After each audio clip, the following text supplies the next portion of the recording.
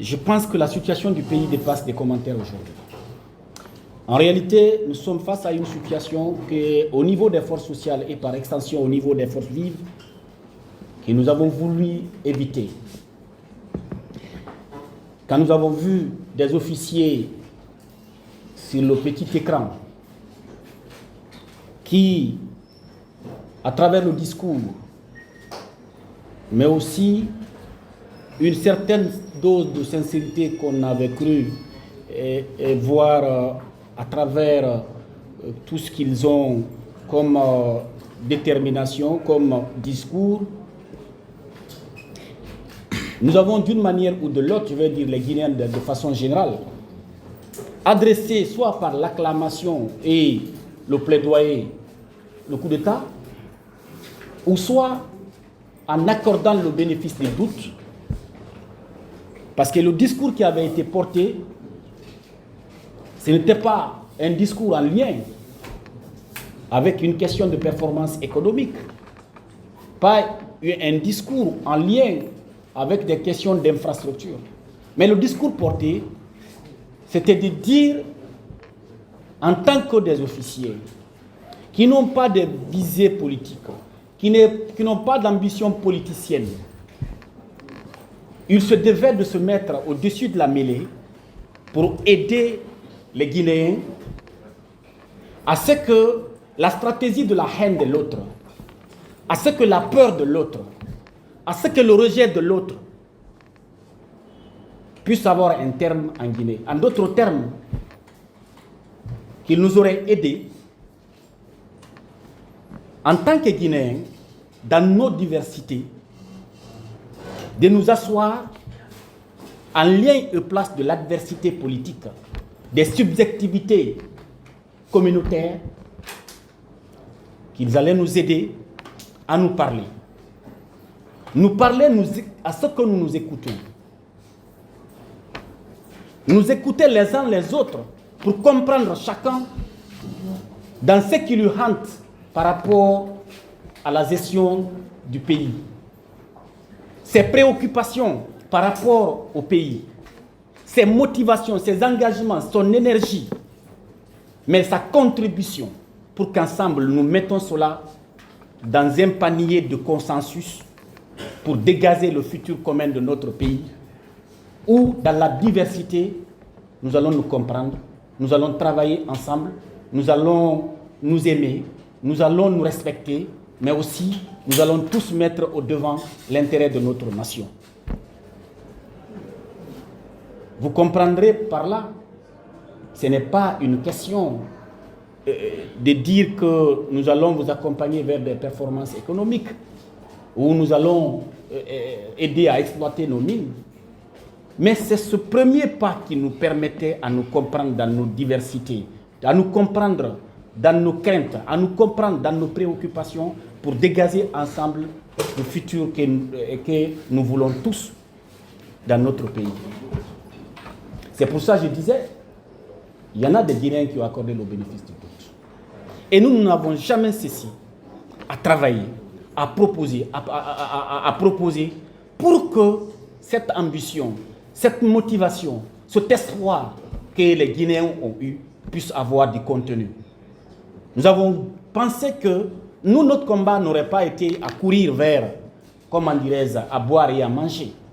Pas à courir pendant cette période considérée comme une période d'enrichissement par excellence, mais nous avons pensé que c'est une période de réflexion, une période d'analyse, une période, comment dirais-je, de proposition qui nous permet d'aller de l'avant.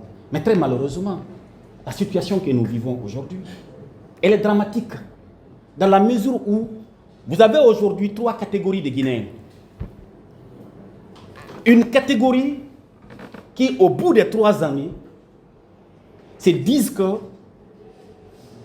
la fin de la transition serait synonyme pour eux de traque, serait synonyme pour eux de prison, serait synonyme pour eux de rabaissement. Cette peur qui les habite fait aujourd'hui qu'ils considèrent que le général Mamadi est un bouclier derrière lequel il faut se casser en gardant le maximum que possible le pouvoir. Nous les comprenons. Mais à pareille circonstance, la raison devrait dominer. Au lieu de passer par des ruses, au lieu de passer par d'autres situations, considérer cet officier comme sa parole ne vaut rien, considérer cet officier comme un tremplin pour garder les privilèges ou un bouclier qui les empêcherait après qu'ils soient rattrapés par leur gestion. Je pense que c'est la pire des erreurs que cette catégorie est en train de commettre aujourd'hui. Et vous voyez aussi, il y a une autre catégorie qui dit face à la volonté vaille que vaille de faire du Mamadi un bouclier, de cette catégorie qui a peur de laisser le pouvoir eu égard à leur gestion, face à leur force de répression, face à leur volonté à tout prix de garder le pouvoir, il faut prendre le recul, il faut se battre, il faut refuser cette situation de fait. Et nous faisons partie de cette catégorie. Quelle que soit la situation, la Guinée est au-dessus de notre vie, de nos vies. La Guinée est au-dessus de nos intérêts. La vie, c'est-à-dire la prospérité, le bien-être collectif et individuel des Guinéens est au-dessus de cette situation. Quelle que soit la peur, nous pensons qu'il y aura toujours des Guinéens qui vont se lever. Même si nous, on nous fait taire aujourd'hui, il y aura des Guinéens encore qui vont se lever. Et la troisième catégorie, très malheureusement, aussi qui considère que c'est un moment, ça ne vaut pas la peine, ces pays, comme si Dieu aurait quitté le pays. Il faut chercher sa part, il faut aller dans des mouvements de soutien, il faut chercher, vaille que vaille, sa part aussi, faire face aux besoins de sa famille et au moment venu s'élever. C'est une erreur en soi aussi. Oui, il est possible en tant que Guinéens, que nous nous battons, nous refusons s'il faut cet esprit de fait accompli. Nous nous adressons à ces compatriotes aussi, qui ont peur de leur gestion, qui pensent qu'ils ont commis des crimes, qui pensent qu'ils ont fait des dérapages économiques, qui pensent qu'au bout de ces 3 années, ils ont fait des choses qui sont irréparables. Oui, c'est réparable, mais lorsque le patriotisme et la raison prévalent au cynisme. Vous voyez aujourd'hui comment la Guinée est rabaissée. Nous avons entendu tout récemment, et je pense que c'est à travers les ondes d'RFI, relayées par Jeune Afrique, le chroniqueur François Soudan, qui compare la Guinée en termes de performance économique, qui applaudit la junte guinéenne par rapport au Mali, au Burkina, au Niger, qui sont en face d'une situation de survie sécuritaire. Qu'on nous compare la Guinée à ces pays qui ont des difficultés d'ordre sécuritaire, qui ont presque leur territoire récupéré par, comment dirais-je, les mouvements de contestation rebelles ou terroristes, je ne sais, qu'on dise qu'il faut nous applaudir, nous les Guinéens, alors qu'on n'a pas ces problèmes, malgré tout ce qu'on a comme potentialité économique et humanitaire. Qu'on dit oui, François Soudan applaudit la jeune Guinéenne par rapport à cela. Mais quel rabaissement, quelle honte! Et mieux encore, vous voyez que dans le même chroniqueur dit que les autorités guinéennes sont aujourd'hui, ils sont très intelligentes, ils ont fait des parrainages tels que le président Paul Kagame, qui les ouvre les portes, les fenêtres de la diplomatie au niveau international pour mieux avoir des ressources. Bon Dieu. Si c'était pour le leadership, si c'était pour cette capacité d'entrée, on n'aurait pas fait le coup d'État à l'ancien président. Paul Kagame courait derrière ce président. On l'a vu même au niveau de l'Union africaine, où il était appelé comme, je crois, le ministre des réformes derrière la présidence du président, du professeur Alpha Condé au niveau de l'Union africaine, qu'aujourd'hui que la Guinée... Donc nous reculons. Nous n'allons pas de l'avant. Malgré tout ce que nous avons, c'est de dire que c'est le président Paul Kagame, pas par nos potentialités, pas par la capacité de nos leaders, mais parce que lui, il nous ouvre ses portes. Quand nous avons entendu tout cela, il va falloir maintenant que les Guinéens nous prenions conscience, qu'on arrête de se faire insulter, qu'on arrête de se faire rabaisser. C'est pour cela que nous estimons que la raison d'État est encore possible. Et vous voyez la CEDEAO, quand nous citons à ce niveau, mais la pauvre CEDEAO a été abandonnée en Guinée.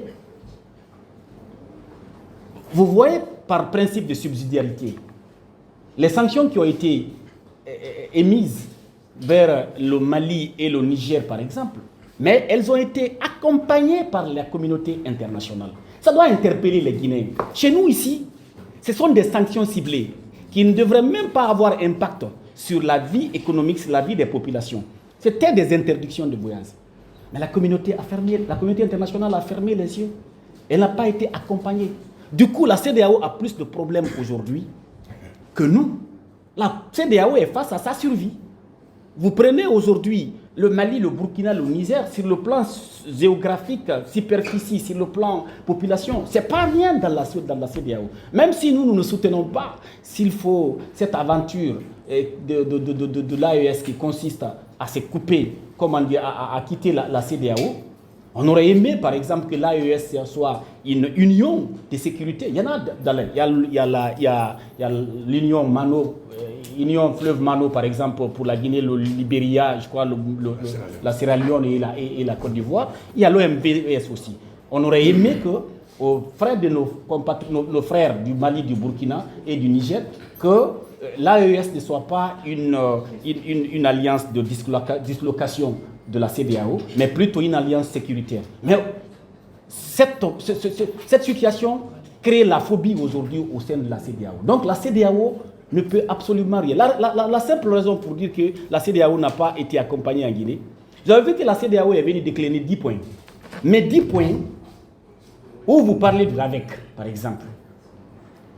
Le RAVEC, imaginez, quand on prend des registres seulement au niveau du RAVEC, le registre d'état civil, on prend ça seulement, à partir duquel certainement on aura, dit-on, l'officier, chose qui est, si on veut faire un travail sérieux, on en a pour 5 ans. Imaginez ce registre d'état civil. Pour le faire, il faut d'abord que chaque Guinéen résidant en Guinée ou à l'étranger soit doté d'acte de naissance. Et nous avons par expérience géré des projets liés à l'accès des populations aux actes d'état civil. Il y en a en millions au niveau du milieu rural, même urbain, qui n'ont pas d'extrait de naissance. Parce que vous n'êtes pas sans savoir, après 2 mois de naissance, si vous n'avez pas déclaré votre enfant, vous n'avez pas l'acte de naissance, il vous faut le jugement supplétif. Combien sont à Conakry ici qui ne cherchent pas d'abord les actes de naissance au bout de 2 mois de la naissance de l'enfant? Sans parler dans le milieu urbain et rural. Vous imaginez? Donc le jugement supplétif, cela veut dire c'est un juge d'abord qui est statué pour dire oui, à travers les témoignages et tout, cet enfant-là est bel et bien né ici. Il lui donne un jugement supplétif. Ce jugement supplétif transcrit à la mairie, c'est ce qui va aller maintenant pour être enregistré au compte de l'état civil. Parlons des décès. Et pour enlever un décès, même si vous connaissez que votre grand-père est décédé, vous venez, vous savez qu'il est décédé, vous n'avez pas droit à l'enlever sur l'état civil sans qu'il ait c'est un certificat de décès, sans qu'il n'y ait cela. Tout cela, vous voyez le travail qui est à faire. On vous parlera peut-être d'audience foraine. Cela veut dire que les juges vont se déplacer pour aller vers les populations. Combien de sous-préfectures nous avons? Combien de districts nous avons? Quel est le temps qu'il faut? Nous avons combien de magistrats dans le pays? On a vu même avec les KRL, les commissions de recours par rapport aux élections. Même ça, on avait des difficultés d'avoir le nombre suffisant de magistrats pour aller gérer. Donc cela veut dire on n'a pas le nombre de magistrats suffisant pour faire face à ces enjeux, à ces questions d'audience foraine, comme si on va vider les tribunaux en ce moment qu'il n'y aura pas de procès à ce temps, pour vous dire que c'est tellement complexe. Mais la pauvre CEDEAO se cherchant, ils vont vous envoyer encore une commission technique qui est là, qui viendra prendre des émoluments, qui viendra écouter ce que le CNRD va leur dire. Ils vont se retourner faire le compte. C'est une mission qui n'a même pas à vocation de rencontrer même les forces vives. Parce que ce sont des techniciens, ce sont des employés qui viennent écouter.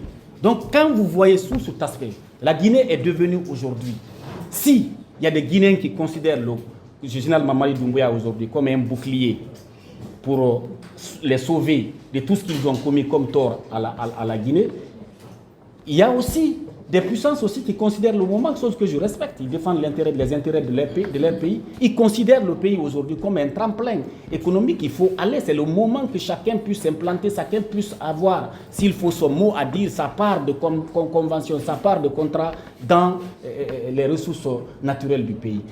Voilà toutes ces raisons, une fois encore, qui font que les Guinéens, on doit avoir raison garder, surtout ceux qui sont aux commandes, de savoir que ce n'est pas parce qu'ils ont à leur compte aujourd'hui des prévarications soupçonnées des ressources publiques.